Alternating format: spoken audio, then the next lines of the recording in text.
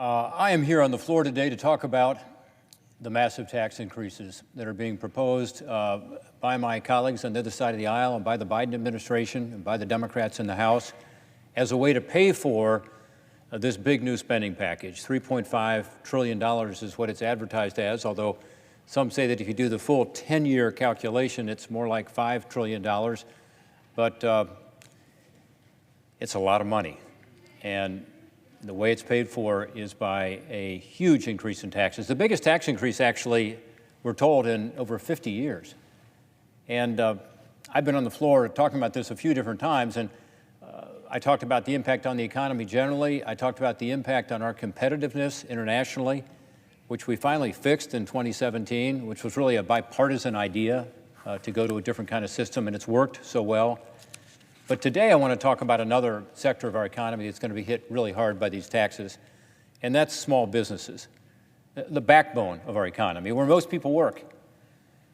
Specifically, I want to focus on how these small businesses are going to be hurt by the specific tax issues that are being proposed. Small businesses are generally defined as having 500 or fewer employees. They make up about 99% of our companies in America. You know, there's some really big companies, but when you look at the small businesses, they are by far the vast majority of our businesses, about 32 million of them. They employ over half of the U.S. workforce, and they account for nearly 2/3 of all jobs created in the United States since 2000. Now, that's according to the Small Business Administration. So more than half the employees are there, but they actually are responsible for creating more jobs than big businesses. Think about this. Small businesses are more agile. It tends to be the startup businesses, tends to be businesses that are hiring more people. So small business is really important. It is the backbone to our economy. I grew up in one of those small businesses. When I was a kid, my dad left his job as a salesman for a bigger company where, you know, he had health care and the benefits that come with that. And he sort of put it all at risk to start his own business. He started off with 5 employees. My mom was the bookkeeper. They lost money the first few years, like a lot of small businesses do, but he hung in there. And my brother worked there, my sister worked there, I worked there. I worked on the shop floor. I did the maintenance. It was a forklift truck dealership. So we would grind down the lift trucks and paint them and learned how not just to work hard, but learned how a small business can succeed. And it's not easy. After losing money the first few years, my dad found his niche and became a successful small business. My brother later took the business to an even higher level, but it was still a small business that struggled, depending on what was happening in the economy, external factors they couldn't control, like every small business. It gave me a firsthand look as to how difficult it is and how important it is, both, to have small businesses out there. My dad was absolutely committed to ensuring the people who worked there felt like they were part of it, so he had a profit-sharing plan. Didn't work too well when there was no profit, but once there was profit, it worked pretty well. And there are guys who turned a wrench their whole career, lift truck technicians who I've known my whole life, who are about my age, who are retiring today with a nice nest egg because of that profit-sharing plan, and then later a 401k. So I've seen what small businesses can do for their employees, for the local economy, for the broader community. During COVID-19, small businesses have really struggled. It's been tough. They've been stretched really thin. As I'm sure is the case with every single one of my colleagues here in the United States Senate, I've heard from a lot of small business owners across my home state of Ohio who have told me about the issues that they faced due to shutdowns, due to people being sick, due to the very difficult job right now of just getting workers to come to the business and to stay in the business. Workforce problems are the #1 issue I now hear about back home, due to supply chain disruptions, taking longer and longer to get products and products having a higher and higher price, due to the inflation that's reflected in that. It's tough right now. Despite these hardships, a lot of the small businesses I know have made it a real priority to ensure they're taking care of their people. We help them do that here through this PPP program, the Paycheck Protection Program. I strongly support it because I've seen it work. I've seen employees be able to stick around through the worst of COVID and now be able to come back to work. And we've got another surge going on right now in my home state and around the country with the Delta variant. But we're learning better how to keep people at work and how to ensure that folks are taken care of. Often these small business owners have done this out of their own pockets. In other words, they have lost money during the COVID period in order to keep the business going. And if they can afford to do that, great. They can keep the doors open. Some have not been able to afford to do that, and they've had to close their doors. So this is a time when there's a lot of uncertainty out there in the economy. It's a time when businesses have kind of been through the roller coaster of COVID. And, you know, it's not the time to raise taxes on small businesses. Back in 2017, Congress had the value of these small businesses in mind when we wrote the historic Tax Cut and Jobs Act reforms. Through provisions like lowering the individual rate of taxation and enacting what's called the Section 199A deduction, we gave small businesses needed tax relief and encouraged them to invest in growing their operations, hiring more workers, lifting wages, and it worked. The success of small businesses in 2018 and 2019 before COVID and after the 2017 bill was put into effect was truly extraordinary. In February of 2020, just before COVID hit, we had the 19th straight month of wage increases of 3% or more on an annual basis. 19 straight months we had wages going up. Isn't that what we all wanted? That was the whole idea, to have an opportunity economy where people could get ahead and wages were going up faster than inflation, which unfortunately is not the case now in many instances. Even when people are getting some wage gains right now, with 5% plus inflation, it's eating it up. We also had a situation back then where we had not just wage growth, but we had a reduction in poverty. We had the lowest poverty rate since we started keeping track of it back in the 1950s, prior to COVID. I think a lot of it was because those tax cuts actually worked. And again, for small businesses, really important because that's where most people are employed. We also had the lowest unemployment in 50 years in this country, and the lowest unemployment ever for certain groups, including blacks, Hispanics, disabled. So a lot of stuff was going right.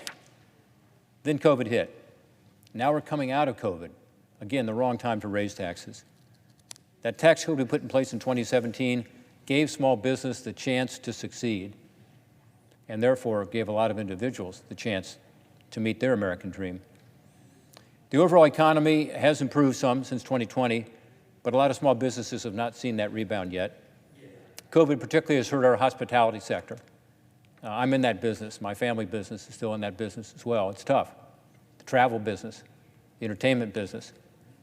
And every small business, again, who I know has been hit with higher inflation for their inputs. So things are more expensive coming in, and yet it's hard to be able to raise your prices, so they're caught in a squeeze. Finding workers, again, has been a real challenge. The supply chain issues we talked about. So why would Democrats propose billions in tax hikes on small businesses right now? We ought to be helping our small businesses instead, not making it harder to stay afloat. Remember, as I said, these are the biggest tax increases we've had in over 50 years. Democrats claim they are just going after large corporations. But unfortunately, that's not what's happening. A lot of small businesses are going to be caught in the crosshairs of the income tax hikes that Democrats are proposing. That's primarily because about 95% of small businesses operate as what's called pass-throughs. The vast, vast majority of small businesses are partnerships, sole proprietorships, or companies that are limited liability companies or subchapter S companies. So the business doesn't pay the tax directly. The tax is actually paid by the owners of the business on their 1040, their individual tax return. What that means is that successive pass-throughs, which combine to employ about 58% of the nation's workforce, will be taxed in line with whatever the income tax level is. And there are many reasonably successful pass-throughs that will be lumped into the expanded top bracket of the tax code, which starts at $400,000 in income.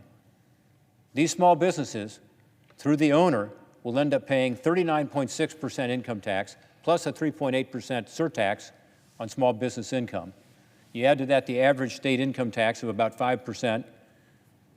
That puts the figure for small businesses at about 48% on average, and well over 50% in some states. 48% taxes. That's tough, and it's a big tax increase for a lot of those businesses. Again, they're pass-through businesses, so the owners are the ones that pay the taxes. If they weren't paying the taxes, they wouldn't often get a dividend from the company to pay those taxes. They'd be investing more in that business. So it hurts the businesses directly. But a pass-through doesn't even have to reach that level of success. We talked about the $400,000 income level in order to be hit with tax increases. That's because, contrary to what has repeatedly been said by the Biden administration, according to the nonpartisan Joint Committee on Taxation analysis of the House Ways and Means Democratic tax proposal, a lot of taxpayers making less than $400,000 are going to see higher taxes. Some percentage of taxpayers in every income bracket will see their rates go up, even folks making between $40,000 and $50,000 per year. Check out the analysis yourself. You can go online, Joint Committee on Taxation, and look at it. In fact, according to these distribution tables by the Joint Committee on Taxation, more than 1 in 3 taxpayers making between $100,000 and $200,000 per year will be paying higher taxes in 2023. By 2031, more than 3/4 of those middle-income taxpayers between $100,000 and $200,000 a year will be paying higher taxes. Now remember, again, this is not just a tax on individuals, it's a tax on small businesses that are taxed through individuals. On top of that, Democrats want to cap the invaluable 20% deduction on qualified business income that was designed to help pass-throughs compete with larger C corporations. Again, in 2017, we not only lowered the rates to help small businesses, but we said if you're a small business, you can get this deduction, this 20% deduction on qualified business income. And for the small businesses listening this evening, watch out. I know you've enjoyed that deduction and you've needed it to be able to stay afloat during COVID. That's now at risk. And successful small businesses earning more than $5 million a year will be saddled with an additional 3% surcharge on top, resulting in over 50% average income tax. That means small businesses are going to have a harder time hiring workers or paying them competitive wages. In all, the average pass-through should expect their federal tax rate to rise from about 29.6%, about 30% now, to 46.4% under the Democrats' new plan. Folks, that's not soaking the rich. That's slamming small business owners all across America, as well as their employees, many of whom are just trying to make ends meet. But Democrats don't just want small businesses to give more of their money to the federal government. They want to make small businesses give more of their time as well in the form of burdensome new information reporting requirements that would bury the IRS in a sea of useless information, largely, that would end up causing the most trouble for small businesses who don't have the lawyers or the accountants and other professionals to handle these burdensome new requirements. Under this Biden administration bank reporting proposal, individuals and businesses would be required to report to the IRS inflows and outflows of money from an account, things like expenditures and payments. The Biden administration proposal starts this reporting as low as $600. But even at that higher number that they're talking about now, what would be reportable would represent a radical shift in the information required to be given to the IRS, which normally just takes in information related to income. This wouldn't be about income. This would be about payments and expenditures. So my hope is that these information reporting requirements, which is an additional burden on small businesses, is something my colleagues look at and say, let's not raise taxes on small businesses, but also let's not increase these burdens that will, again, fall mostly on the smaller businesses that don't have the ability to handle that kind of new information and bureaucracy. The upshot is that the hundreds of millions of accounts with major financial institutions, e-payment apps like Venmo, and cryptocurrency exchanges like Coinbase are going to be subjected to more paperwork and confusion. So, as an example, if you have one of the 403 million active PayPal accounts, your personal account information will be sent to the IRS and likely result in confusion at some point. Imagine trying to prove that the money you're pooling together for a vacation for personal use or for your weekly pizza night with buddies aren't business income. You may have to prove that now. These small business tax hikes and burdensome new reporting requirements are just one part of a set of tax overhauls that leave no stone unturned. From death taxes to marriage taxes, capital gains tax increases, retirement account tax increases, and many more. It's no surprise that the president of the National Federation of Independent Businesses wrote last week that, and I quote, "Small businesses aren't just looking at one or two tax hikes under the proposed plan. They're looking at a slew of tax increases that would hit them from every angle." We all ought to be particularly concerned that Democrats want to overhaul so much of our tax code when these economic trends are so uncertain. High inflation, continuing COVID concerns, major supply chain disruptions. By the way, it now takes 80 days, twice as long as it did before the pandemic, to move goods from Asia to North America. Once goods reach the West Coast, the wait time for containers sitting at the docks waiting to be moved by train or truck is the longest it's been since last summer in the middle of even worse COVID conditions. This is not the time to make things worse for small businesses.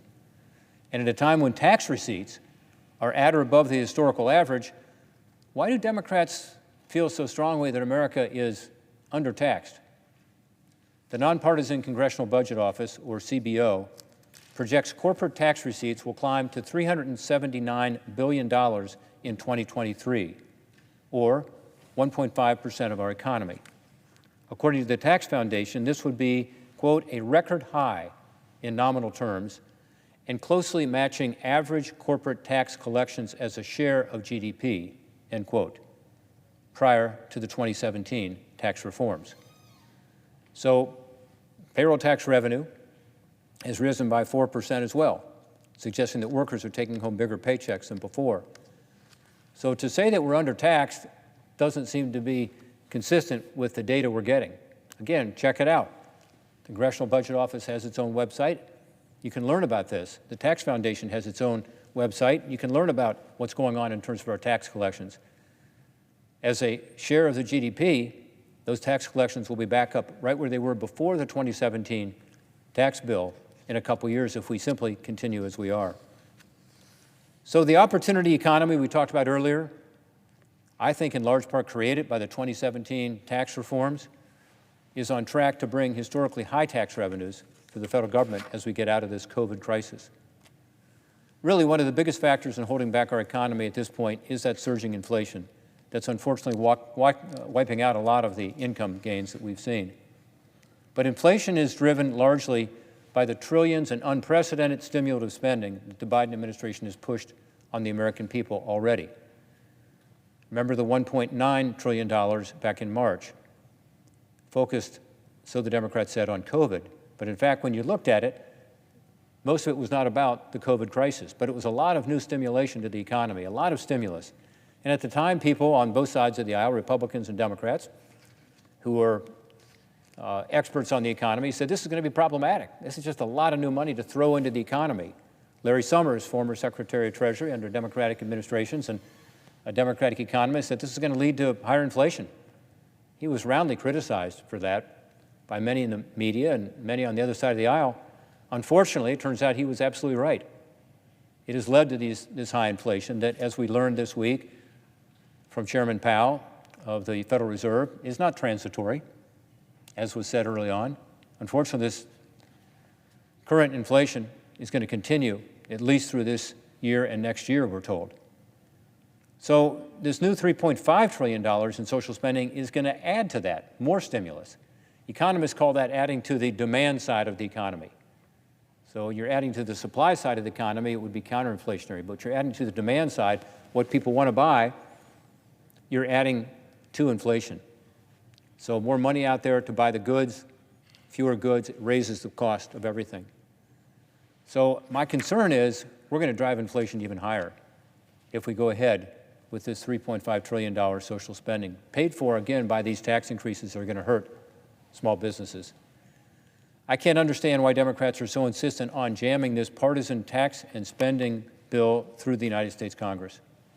Why would you want to throw out the tax code that fueled that unprecedented opportunity economy we saw prior to the COVID pandemic? I know none of my Republican colleagues are going to support these tax hikes because they believe they would be devastating to small businesses and to our economy at large. And I would urge any of my colleagues on both sides of the aisle who care about our long-term economic health to take a long look at what this tax plan would actually do, what it would mean to our competitiveness, what it would mean to individuals and families, what it would mean to small businesses, and instead make the smart choice to reject these tax increases on the small businesses, the very small businesses that drive the economy in the United States of America. I yield back my time.